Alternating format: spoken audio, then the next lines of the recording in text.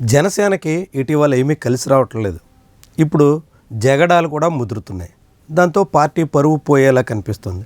అయినప్పటికీ అధినేతకు ఈ విషయాలు అంటి ముట్టనట్టుగానే కనిపిస్తున్నాయి. తాజాగా సేనతో సేన అనే పేరుతో విశాఖపట్నంలో 3 రోజుల కార్యక్రమానికి పవన్ కళ్యాణ్ శ్రీకారం చుట్టారు.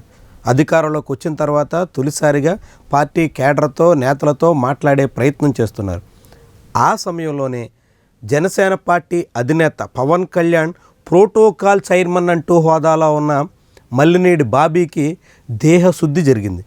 జనసేన పార్టీ అధినేతకు అత్యంత సన్నిహితంగా మెలిగే బాబీ అనే నేతకు దేహశుద్ధి జరగడం ఏంటి అని ఆశ్చర్యపోతున్నారా? ఆయన చేసినటువంటి ఘనకార్యాలు అలాంటివి. ఆయన ఎలగబెట్టినటువంటి వ్యవహారాలు ఆ రీతిలో ఉన్నాయి.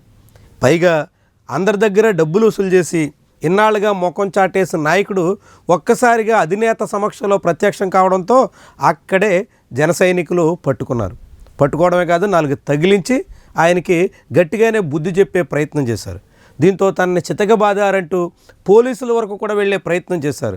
కానీ కొంతమంది పార్టీ నాయకులు వారించడంతో పోలీసులు ఫిర్యాదు చేయడానికి ఈ మల్లినేని బాబీ అనేటువంటి వ్యక్తి ప్రస్తుతానికి సంశయిస్తున్నట్టుగా ప్రచారం సాగుతుంది.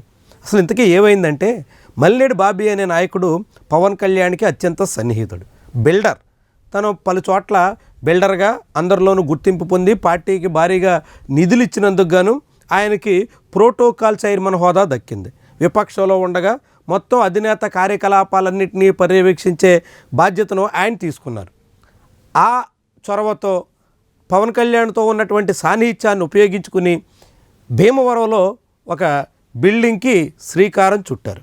అక్కడ ఒక పెద్ద అపార్ట్మెంట్ కట్టబోతున్నట్టుగా ప్లాట్ ఒక్కొక్కటి 50 లక్షలు ముందుగా చెల్లిస్తే 25 లక్షలకే ఇచ్చేస్తాను అన్నట్టుగా చెప్పుకున్నారు. దాంతో తనకు పరిచయం ఉన్నటువంటి జనసేన కార్యకర్తలు నాయకులు చాలామంది అతనికి 1కి 2 ప్లాట్ల చొప్పున అడ్వాన్స్ బుకింగ్ అంటూ 25 లక్షల చొప్పున చెల్లించారు. అట్లా జనసేన నాయకుల నుంచే దాదాపుగా 25 నుంచి 30 కోట్ల రూపాయల వరకు వసూలు చేసి ఉంటారు అని ప్రచారం సాగుతోంది. ఆ వసూలు చేసినటువంటి బిల్డర్ మల్లినేని బాబీ కనీసంగా అక్కడ అపార్ట్మెంట్ నిర్మాణం చేపట్టకపోగా డబ్బులు ఇవ్వమని తిరుగుతున్నటువంటి వాళ్ళని వేధిస్తూ ఎన్ని మార్లు అడిగినా చెల్లించడానికి నిరాకరిస్తున్నారు. అధికారంలో రాకముందు వరకు అధినేత చుట్టూ తిరుగుతూ పవన్ కళ్యాణ్ పేరు చెప్పి కాసింత తాత్సార్యం జరిపినటువంటి మల్లినేని బాబీ పవన్ కళ్యాణ్ అధికారం చేపట్టిన తర్వాత పూర్తిగా పార్టీ కార్యాలయానికి ఇతర వ్యవహారాలకే పరిమితం అవుతూ జనాల్లో ముఖం చూపించేందుకు నిరాకరిస్తున్నారు.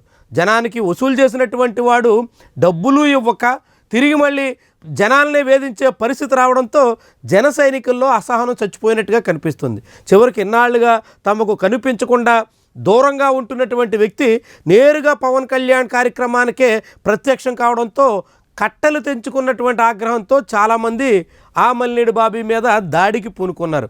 అందులో నానాజీ కాకినాడ రూరల్ ఎమ్మెల్యే అనుచరుడు ప్రసాద్ సహా అనేక మంది గట్టిగానే బుద్ధి చెప్పినట్టుగా ప్రచారం సాగుతుంది. దాంతో ఈ ఉదంతం ఇప్పుడు హాట్ టాపిక్గా మారుతుంది. జనసేన శిబిరంలో జనసేన నేతలే జనసేన పార్టీ అధినేత పాల్గొంటున్నటువంటి కార్యక్రమంలో ఒకరినొకరు మోసగించారంటూ దాడికి పూనుకుంటున్నటువంటి వైనం చాలా పెద్ద విశేషంగా మారుతోంది. ఇట్లా జనసేన పార్టీకి సంబంధించినటువంటి రాజకీయ విధానాలే కాకుండా ఆ పార్టీ అధినేత ప్రకటనలకు తోడుగా ఇప్పుడు పార్టీ నేతల తీరు కూడా అనేక రకాల సమస్యలకి కారణమవుతుంది.